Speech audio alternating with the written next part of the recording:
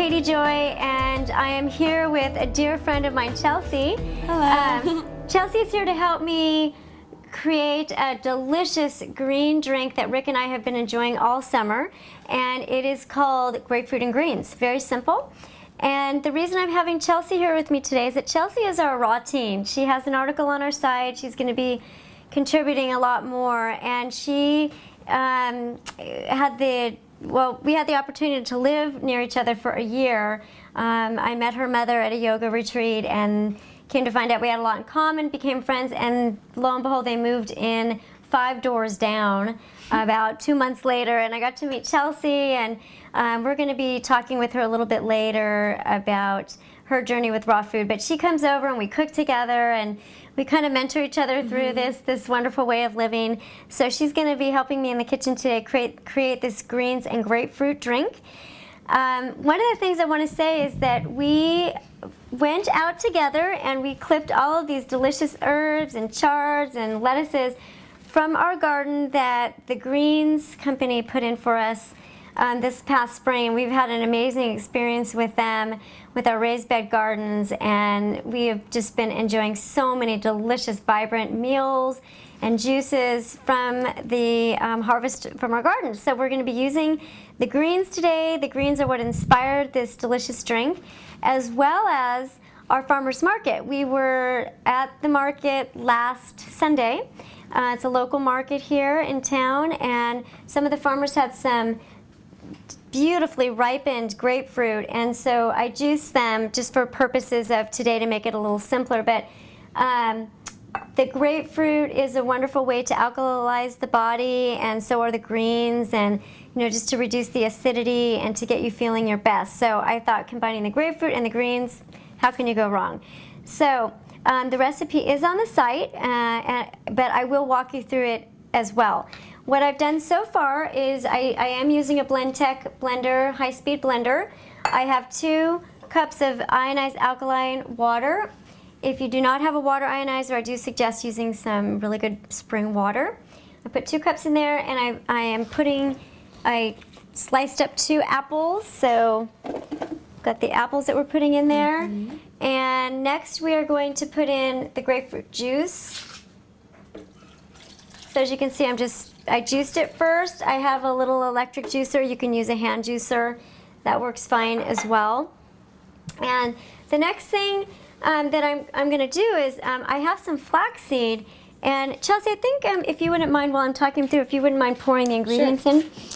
Chelsea's going to add some flaxseed. All of it? All of it, yes. In there. What this will do is when you blend apples, whether in the blender or juice them, they tend to get foamy. And sometimes it can really interrupt the process of trying to get what you want, the best out of your juice, because the foam either goes over the top, or if you're using the juicer, it comes out the top, and it can get quite messy.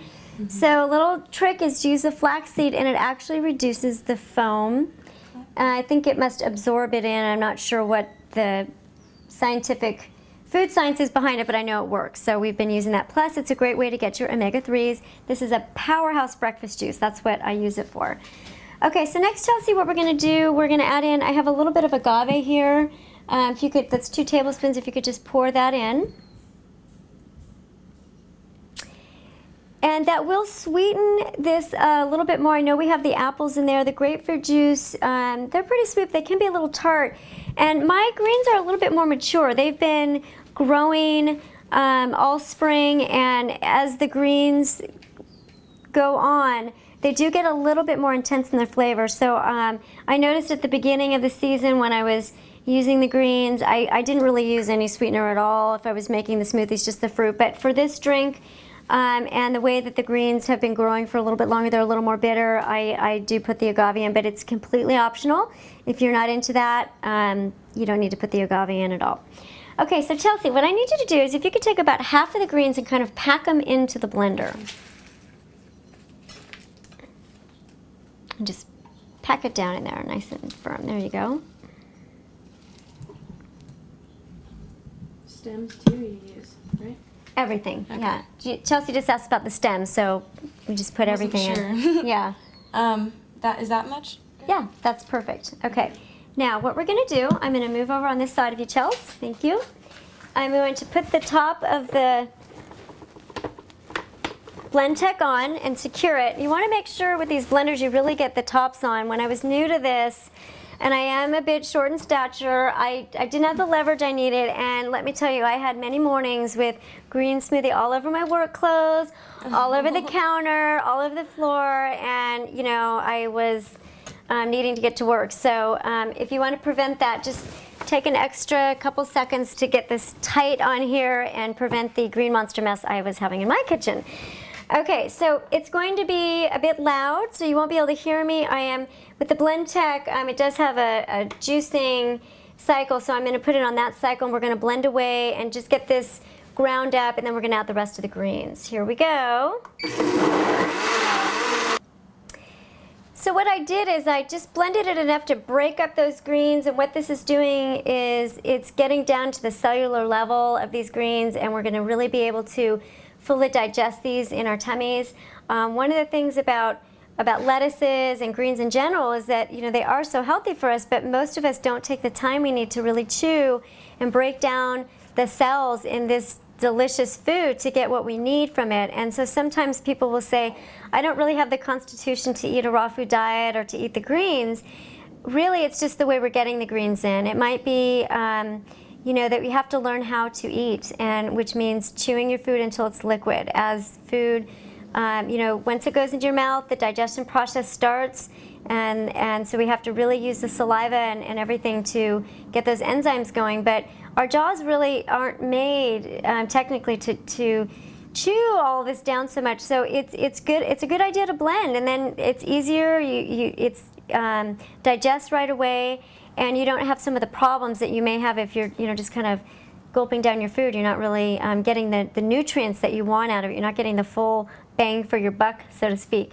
So what I've also noticed with these green drinks is that I often don't have the time that I would like at lunch at work based on my schedule to slowly eat. So these juices and these smoothies and other things that I've been making in the blender with the greens from our garden have really helped me at lunchtime because I'm satisfied, I feel energetic, I don't feel weighed down by a heavy meal, and I know that I'm getting more of the nutrients because I'm having them already blended up for me and they're easier on my system. So what I've done is I've added the rest of the greens in, and the reason I didn't add all the greens in at first is because just the size of the blender. That's the only reason. There wasn't any other purpose behind that. And so now I'm just going to put it on our cycle. While we were blending, Chelsea was asking me a couple questions about this drink and the blender. And so Chelsea, you were curious about? I was just wondering how you know when you should juice versus when you should blend your foods. It's a really good question. And the reason that I chose to do the blending today is that most people have a blender, but not everyone has a juicer. Mm-hmm. And I know you just invested in your first juicer this summer. How are you enjoying it? I did a little bit right when I first got it, but I got kind of overwhelmed with, we didn't really use it right at first, but then we figured it out, and I've kind of left it for a while, but I really want to start getting back into it. Yeah, it's one of those things where you kind of need to get into a rhythm and figure out how to clean it. Once you get it down, I think it is a little more manageable. Yeah. So back to Chelsea's question, which is a great one about blending versus juicing. So today, for practical reasons, I use the blender. All of what I've done actually could have been done in the juicer. The difference is this. When you blend, you get the fiber in the food, okay? Mm-hmm. And so if you're having any health issues and you really want to go easy on the digestive tract and you want to really be using most of your energy to go to other parts of the body to restore and heal, you'd probably want to juice if you have a juicer available, because the fiber is a little bit more work for the body, and you are taking a little more time to break it down, but it's still good for you, and it's easier than eating a meal. Right. It's just so that's really the main difference. Juicing, you're taking more of the fiber out of the food, but it is more absorbable. It goes in the system pretty quick.